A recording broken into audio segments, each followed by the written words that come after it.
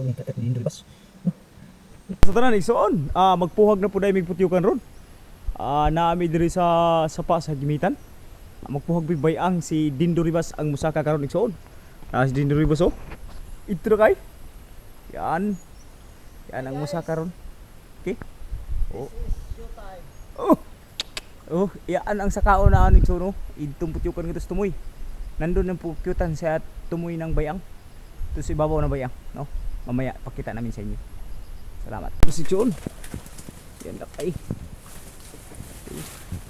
Dikit na siya dito sa mga bagin sa malaking lawaan. Bayang. Ini si babo. Ito ang hanap na buhay namin isuon. Terus buhay na hanap buhay.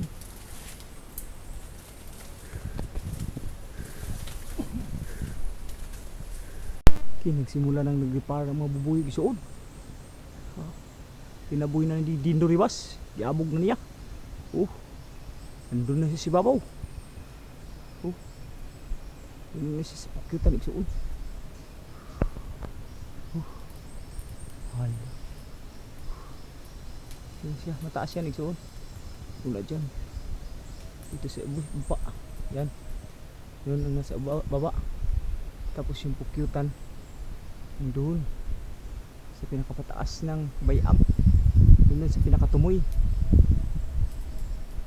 yung para ng pukyutan ni Suno.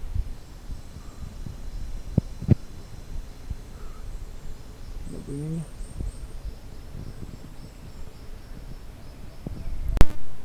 Malas na bubuyog ni Suno. Pumunti na yung bahay. Bagong bago pa. Ano bubuyog.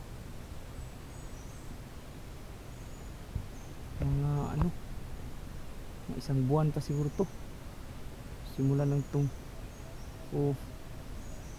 nagbahay ang bubuyog dyan.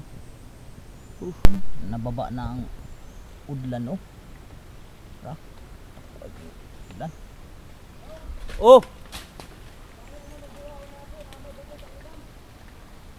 Sige lang kaya itong hiluan ra sa ubos.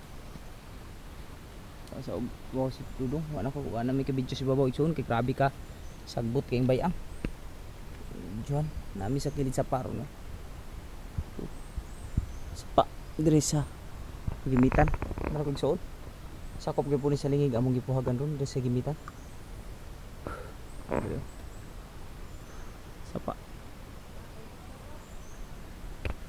magbaba na si baldig igsoon rambaldi pinay na lang. Hinay lang. Pinaynay. Sige. Hinay lang. Hop. Sige. Tara. Sige, abot na.